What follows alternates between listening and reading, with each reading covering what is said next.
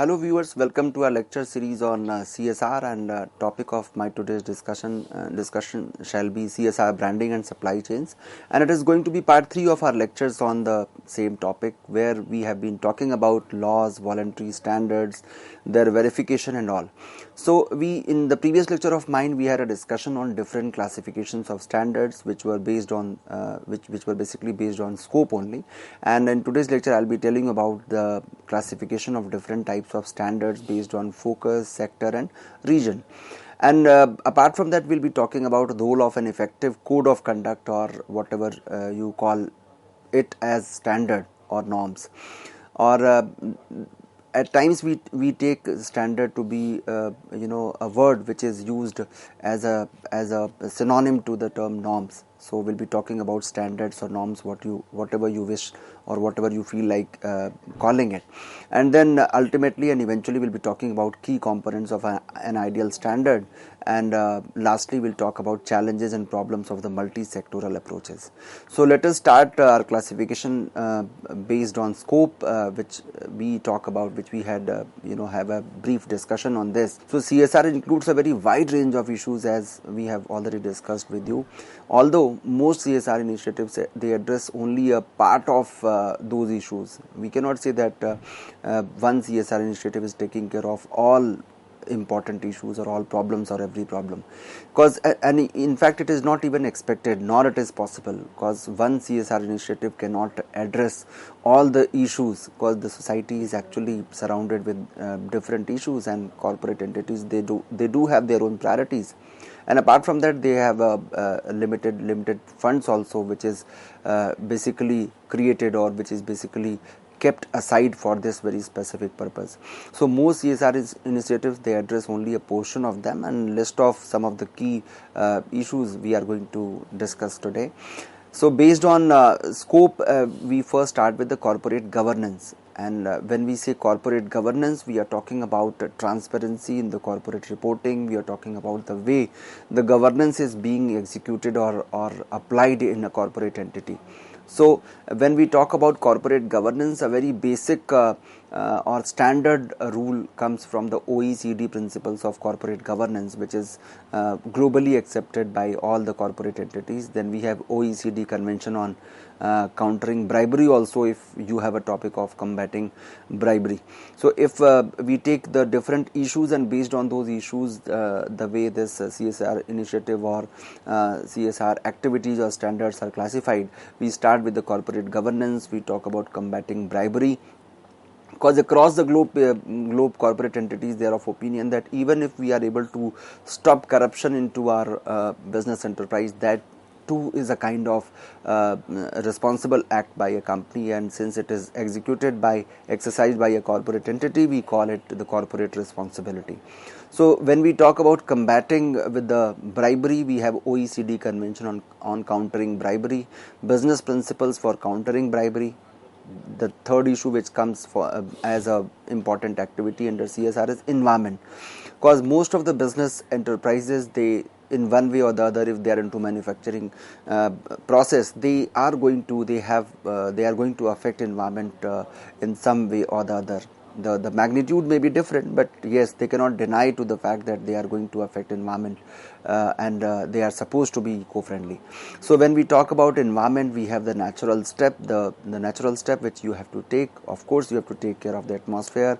Then if we talk about international standards, we have ISO 14001, and various other national standards are also there. But since we are talking about CSR activities in global perspective, we'll only talk about the global provisions, the global regulations, the global legislations.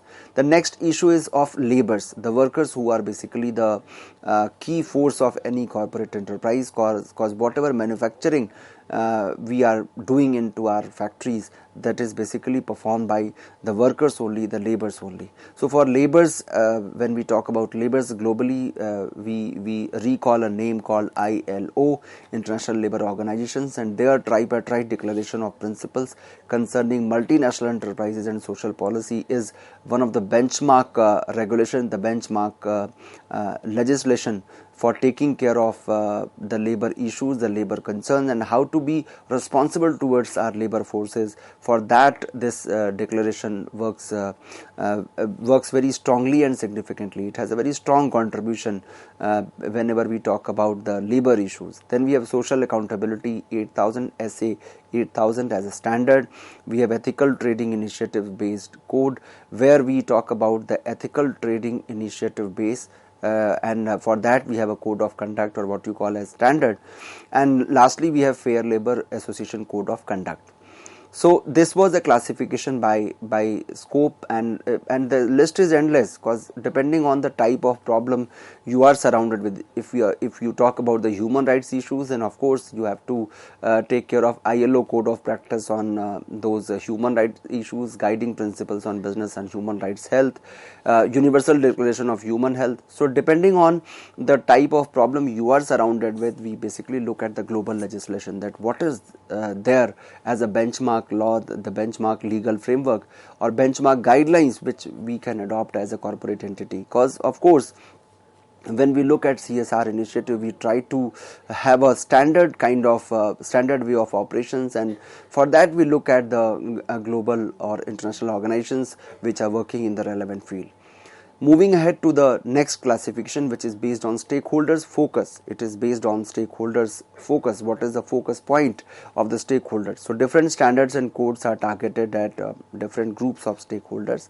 Although companies can, depending on their concern, they can choose to apply a code or norm among one group of stakeholders, but not others. So it is completely their discretion, their choice, whether they wish to adopt it for one group or they wish to adopt it for all stakeholders.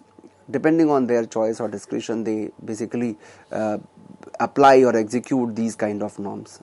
I can give you an example for it. For instance, a company may implement a code of conduct in its supply chain, but not in its own facilities. I may think of applying those codes of conduct or rules and regulations or standards in my supply chain, but not into my own facilities. So it is my choice whether I wish to adopt or I don't wish to adopt, and that is why we say that it is all voluntary if we look at the global perspective. Although in Indian scenario we have a complete set of regulation legal framework for this, but since we are talking about global perspective, then they have a choice. They are having their own voluntary guidelines for that. Next classification, which is based on stakeholder, is the employees. Employees are regarded as the most significant, the very significant stakeholder into a business enterprise or for a business enterprise, and they have to take care of those employees. Their survival is based on those employees only. So if we look at the employees, we have SA 8000. Already I have discussed, the same was for laborers. So once you go as per the focus, then also the stakeholders focus, then also you may have the overlapping kind of rules and regulations, because one company may go for deciding its CSR activities based on stakeholders focus, another may go for the activities. So depending on the base which you are taking as a background, as a framework for classifying your activities, depending on that you may find those rules and regulations. And if we talk about the employees, the very popular one is the business principles developed by a company called Shell. Shell has its own framework for their employees, for taking care of their employees, or for considering the concerns of their workforce. Johnson and Johnson's credo, they have their own credo. ILO code of practice on HIV and the world of work. So these are some of the examples. I am not saying that this list is whatever I am providing is exhaustive. It is basically only the suggestive one, because depending on your concern towards employees and the problems with which you are surrounded, of course you are going to take a decision accordingly as far as your activities are concerned. Moving ahead to the suppliers, then of course suppliers are also your one of the important key stakeholders, and when we talk about suppliers, we have to take care of their concerns also, our responsibilities towards each and every stakeholders. So when we talk about suppliers, we have a legal rule or standard for that, SA 8000. We have workplace code of conduct of the Fair Labor Association for that. We have a base code of the ethical trading initiative, which is known as ETI, in a popular manner.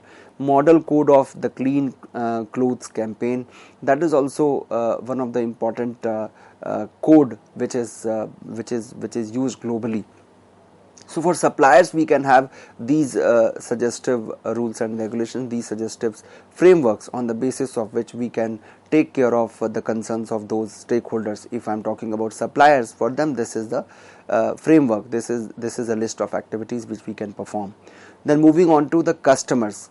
Of course, our survival is based on the customers' feedback, their satisfaction. If my customers are satisfied, then I'm going to excel in the market, and my business is going to flourish. And without profit, we cannot survive. And profit is coming from where? It is coming from the satisfied customers. So again, the Shell's business principles, they are coming to us in front of us, because we are talking about customers. Johnson and Johnson Credo, it is one of the standard framework or guidelines which companies may adopt and take care of their customers' concerns. Coming to the trade unions. Trade unions are basically regarded as the voice of the employees, because the employees are raising their concerns, their issues. They want themselves to be heard by the top management, and for that they basically form a trade union. So trade unions are also one of the important stakeholders. And when we talk about trade unions, all the rules and regulations or the standards which are being formulated for the workforce, for the laborers, for the suppliers, they are basically coming into the picture. And that is why SA 8000 is again coming in front of us. Global agreement between ICEM and Statoil, that is one of the leading agreement which is very often quoted when we talk about the trade unions concern, how to take care of, how to behave responsibly towards trade union. And when a management is thinking on those lines, for them this agreement acts as a benchmark, as a standard. We can have a workplace code of conduct of the Fair Labor Association. We can have a base code of the ethical trading initiatives. So my dear learners, basically what I am willing to put in front of you here is that when we talk about stakeholders, regardless of their level, regardless of the extent of interaction we have with them, each and every stakeholder has some role to play. And if we are in some way we are acting responsibly, then they feel satisfied, they feel that their concerns are honored in the company, and they always contribute, they are ready to contribute positively to our business concerns. So this is the way when we perform responsibly, when we act responsibly, all other stakeholders, they also take responsibility of our progress, and they contribute positively to our concern. And that is why number of researchers are there which approve, which validate that there is a positive correlation between the CSR activities of a company and the profitability and its market value or its market capitalization. So number of researchers are there, and people think that profit is emanating or originating from where? It is emanating from your investment policy. What CSR has to do? And CSR is not, of course, it is not doing it directly, but indirectly it has a very strong role to play. And because of that only, we are talking about these activities, these concerns, these classifications. When we talk about government as a stakeholder, there is a very popular principle called guiding principles on business and human rights that comes in the picture, because when we are talking to when we are looking at the government, what government wants? Government wants that we should abide by the rules and regulations, we should abide by the law of land. So whatever is in practice, that we have to, whatever law which government is prescribing in front of us, we are supposed to honor that. And there is a OECD Convention on Countering Bribery. Governments across the globe, they are against this bribery or corruption, and for that they have a very strong policy, and OECD Convention is coming as a benchmark policy for that. Business principles for countering bribery, ILO Code of Practice, which we have already discussed.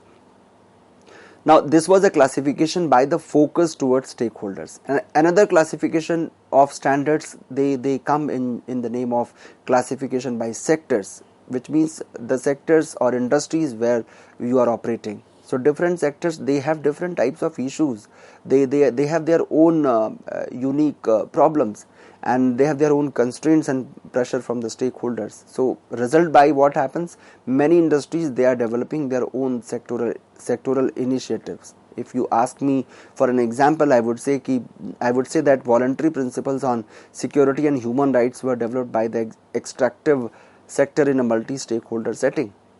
Responsible care addresses the CSR issues within the chemical industry. When we take chemical industry, they have a huge responsibility to carry with themselves. Because when I am working in a chemical industry, my objective is to develop a better product, a genuine product, and these chemicals are going to cause some harm to the environment also. So how to develop a plan where we are developing or working in this industry in a responsible manner, that is a huge challenge, that is a big challenge. So that classification was based on the industry. So every industry, as I told you, that it has a specific sets of problems with which they are surrounded with, and accordingly they are having their own policies for CSR, or they define their activities for CSR according to their requirement. The next classification which comes in front of us is classification by region, the area in which we are operating. So it is basically a geographical classification based on the geographical region where you are working. So there are some CSR tools which are developed for and within a regional context. One best and the most popular example here is the Asia Pacific Economic Cooperation Code of Business Conduct, which is operative in Asian perspective, which takes care of the Asian problems. So these initiatives can be useful in galvanizing support from a region, and that is why they are basically very much popular and very much increasingly adopted by the corporate entities. Although global tools, we are not denying that since they have their own universal importance, they tend to be more useful in a globalized world. But yes, when we talk about the local problems, the regional problems, for that we need to develop our own standards. We need to develop our own. We have to define our own CSR activities where corporate entities can act responsibly and make a difference in the way society is heading towards. Now the question comes, after understanding all these classifications based on different parameters, another question which comes in front of us is, how can codes of conduct help companies? We are talking about extending our helping hand towards society, towards stakeholders, towards government. But what about the company, which is there for making profit only, which has been established with a motive of profit only, and we are expecting a lot from such companies. So how can these codes of conduct help companies? If we are able to somehow show this perspective to the corporate entities, the responsiveness, the kind of response we are getting from the corporate entities, that is going to increase significantly. So codes and guidelines, they can serve different goals, and the goals can be short-term goal, it can be a medium-term goal, it can be a long-term goal. So when we talk about short-term goal, in short term, these standards, codes or norms, whatever nomenclature you wish to assign, you can assign. So whatever code you have developed, whatever standards you have developed, they can assist with the crisis management. If you are in a crisis, you can manage that crisis. If you have come across a specific problem, then of course these standards can help you in solving those problems. You can manage with the crisis. But when we move towards the medium terms, they can prevent a crisis, and we all know that prevention is better than a cure. So in medium term, you can at least prevent a crisis, and in long term, if you follow these standards, codes or norms, then and you implement them effectively and efficiently, then they can enhance your business performance. And not only business performance, they would help you to forestall the crisis. You can avoid such kind of crisis and for long term also. You can promote your trust among the stakeholders. You are known by that value system which you are following. So starting from crisis management to avoiding such kind of crisis, and then enhancing our business performance, this is the ultimate benefit which corporate entities are going to reap from these kind of initiatives of CSR. Now the question comes, what can be there in an effective code of conduct or standard? How to make it effective? What are those ingredients to make a specific code or standard very effective and efficient? The first one is that whatever code you develop, you need to raise awareness about corporate responsibility within the company. We need to sensitize our employees first. Those who are working, those who are responsible for implementing such CSR activities, they should be aware of it. So within the company there is an urgent need to raise awareness. Then second thing is that you need to help companies to set strategies and objectives. We can tell the company, if I am entrusted with the responsibility of implementing CSR activities in my company, I would try to help companies to set strategies and objectives. I would assist them with implementation and control of values, how to implement them. Now, what to do? Help companies avoid risk. We can help them in avoiding risk. We can foster dialogue and partnerships between companies and key stakeholders. So we can at least break that situation of monologue where we are only talking positive about our company, and we are saying that we are eco-friendly, we are taking care of all stakeholders. It's better to have a dialogue, because in that case the other parties, the other stakeholders, they do have their right or opportunity to speak about their concerns, and once we know about their concerns, then of course we can find a solution to those problems.